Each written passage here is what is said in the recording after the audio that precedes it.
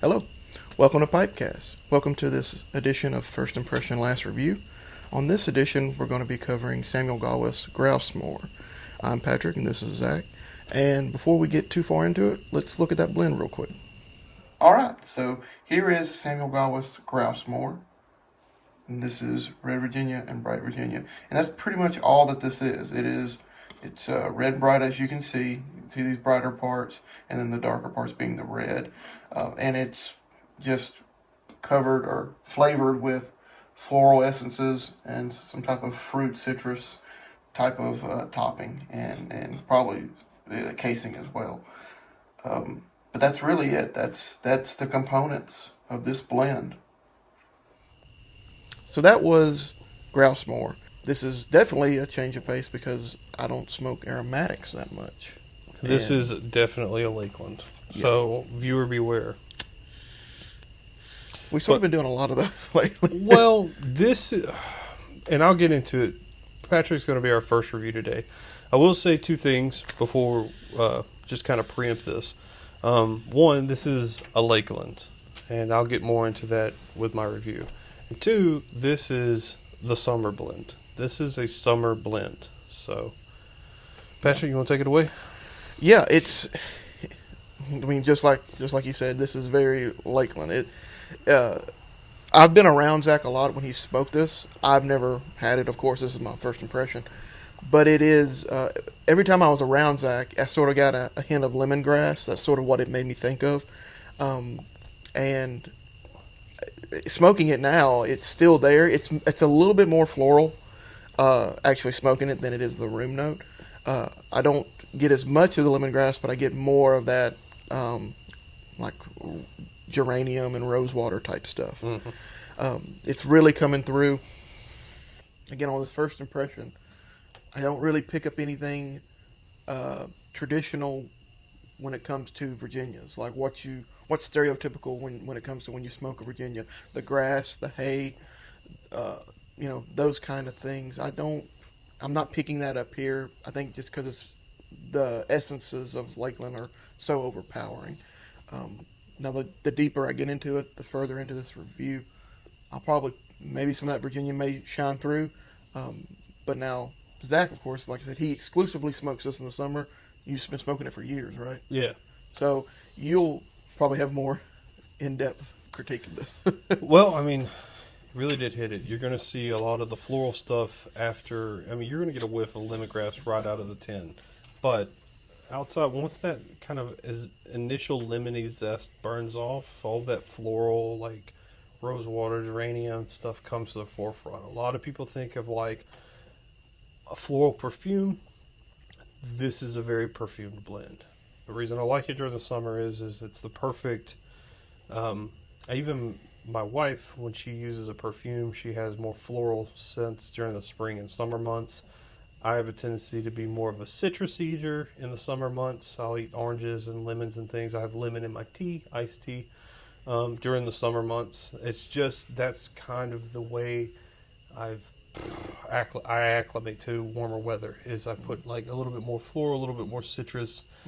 Even when I drink gin, I like Hendrick's spring gin in the summer months, which has a lot more of that sort of floral and herbal and citrusy hints in it. This is the same combination in this tobacco. I mean, you can smell it out of the tin. The Lakeland is all over it. So that's why when I see something like when I smoke Gawith and Hillcrest Bob's Chocolate or Rum Flake or really those, and then Chocolate Flake by Samuel Gawith. These is kind of the same company, but you can get what I'm getting at because those are the only two that are really producing Lakeland. Not Capstan. There's another one that sort of has a Lakeland essence to it. I cannot remember for the life of me what it is called.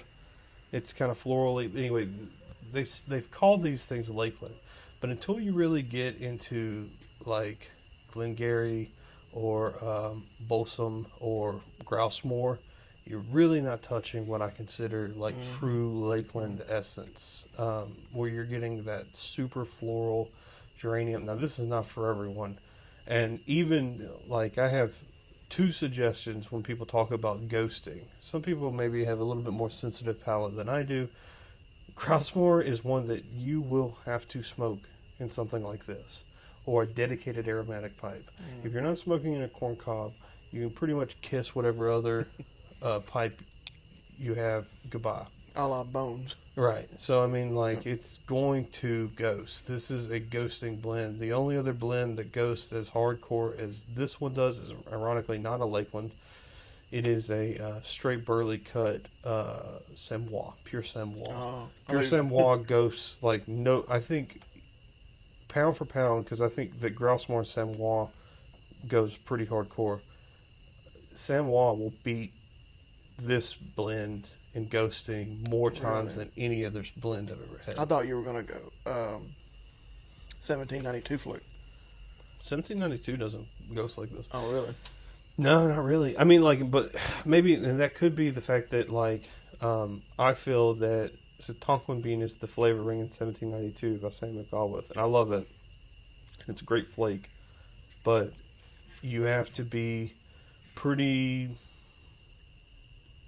intolerant to Tonquin bean before you really can taste the ghosting, because it's got a caramel chocolate coffee flavoring, and I feel like that type of flavoring blends so well with tobacco that it sort of burns off, especially if you smoke like a Latakia. Yeah. You can put 1792 in like an everything pipe where you smoke literally everything in it.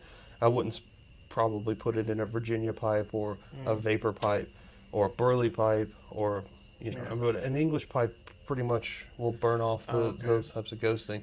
Grousemoor not so much. Pure Samois definitely not. Samois is like the craziest. Yeah. So there's two different types of ghosting, I guess, in my head, and there's the ghosting within your non-aromatics. So like you said, if you have a pipe that's dedicated to straight Virginias, you don't want to mix Englishes in there. But if you got a pipe that smokes English, well, English already has Virginias, and it already has most of the time Perique and things like that. So you can smoke a straight Virginia in a English dedicated pipe. But then you have the ghosting of aromatics, which are their own thing. Right. And I don't think that like a tobacconist that has like their jar aromatics. I don't think that goes like really that bad. Most of the stuff you can. Well, I'll tell you why. You can pretty much fix any of those blends with Scotch, whiskey in a bowl and a salt treatment. Grousemoor and Samois are not always fixable. Gotcha. And that's experience. I mean, I've cleaned out and I'm just like, this is crazy. Like, I can still taste it. Yeah. If I didn't like pure Samois as much as I do, I would have ruined one of my favorite Sassini pipes. Oh. Because it's just, it's the only thing. I only smoke pure Samois and that's Sassini now. Oh, really? Yeah, because it's just gone. Like, it's just, that's what it smokes now. Because it's just so pungent. Yeah. Grousemoor has the same effect. And since I don't want, and since I think I do believe that a Meerschaum pipe, Missouri Meerschaum pipe smokes pretty cool, and that combined with the fact that this is a summer blend really lends to the fact that you should be smoking a corn cob. Yeah. And corn cobs are cheap too, so it's not like you're... Yeah, if you get a $12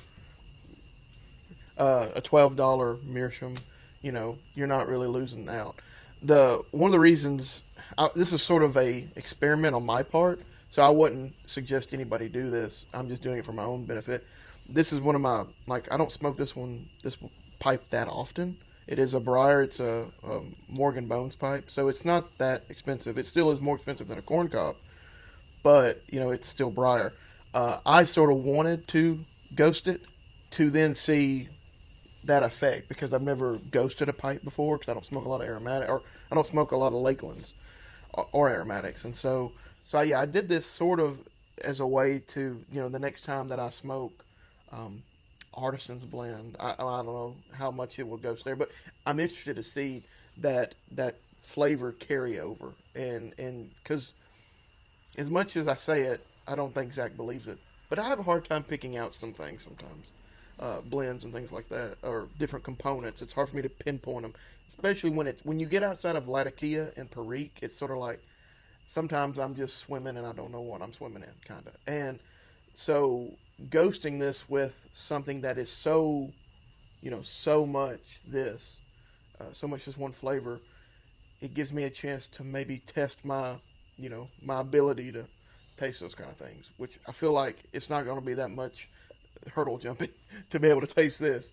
But, like I said, it's an experiment I wanted to try, and I was willing to sacrifice the Bones pipe to do it. But I agree more, next time I revisit Grousemoor, which I think will be more often now that I've had it, I do like it more than I thought I would. I'll probably use corn cobs. He's being extremely modest about what he can taste. I knew he was going to say that. I mean, it's just the way it is. But, yeah. So, I mean, this is like my go-to summer blend. I absolutely love it. So, and I think that's dead on. It is quintessential summer. When we were scheduling out different, filler episodes that we were going to do, this one was one that we were like, save it for summer. One, I already don't smoke a lot in the summer. I don't know, I guess it's just hot, and I just associate winter with smoking. Late fall, winter is my time to smoke, and early spring too. But when it starts getting hot, I sort of don't really, there's other things I want to do and stuff like that. And especially if you don't have a dedicated place inside of your home or in a air-conditioned type building, you don't want to be outside more than you have to be. yeah, Especially where we're really at. rough. So, I mean, it's not... This is definitely why I picked this blend. Is one thing that is convenient about this blend, too, is I think... Yeah, I haven't looked at Tobacco Reviews in a long time, but I'm pretty sure this is the most reviled of Samuel Gawith. Oh, really? Oh. Yeah, if I'm not mistaken, this is a pretty low rating on Tobacco Reviews. It is pretty easy to come by. It does not sell out very often, from my experience. A lot of people buy it, smoke it once, throw it away, or fool a friend. So this is not... I can tell you, if you really, really like Englishes, don't buy this. This is something that... And if you do buy it and you're like, you know what, I'm going to go on a limb and take a chance, do not smoke it in a good pipe. You smoke it in a corn cob, you smoke it in a clay pipe.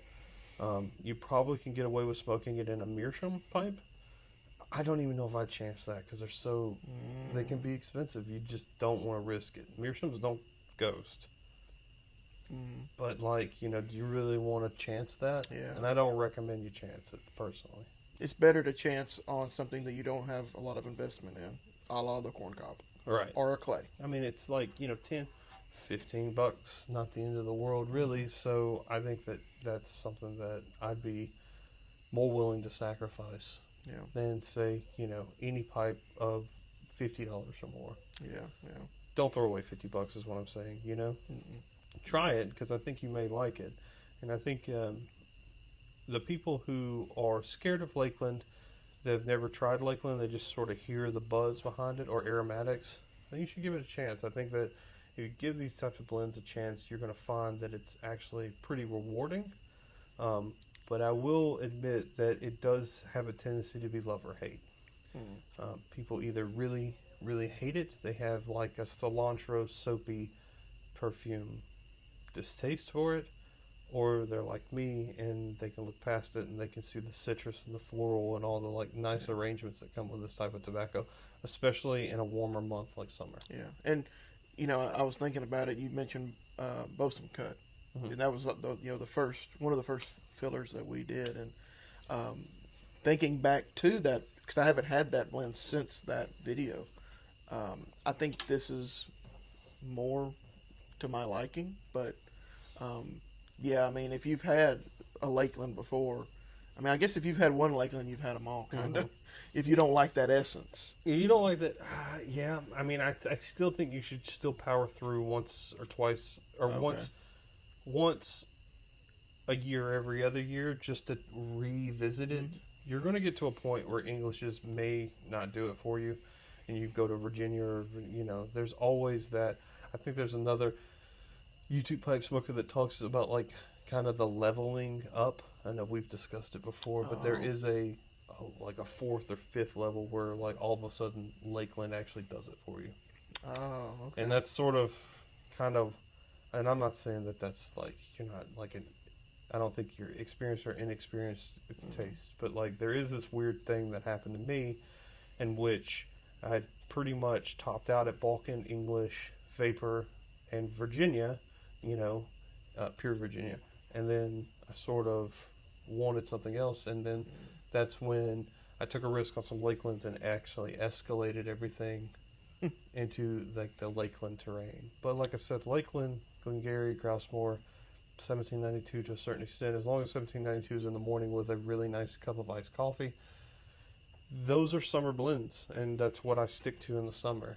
They can go specifically Grousemoor, so you should stick to something lighter like a corn cob, something that you're not going to be heavily invested in. But they're good blends, and I think that you'll be rewarded if you try them.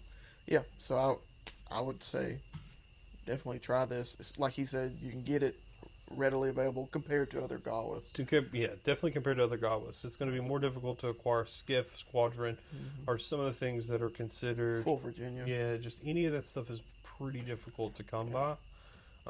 But the Lakeland Essence blends have this weird thing going on with some of the pipe smokers, where people who are really siloed into Virginia, Vapor, or English, Vapor, they really hate Lakeland.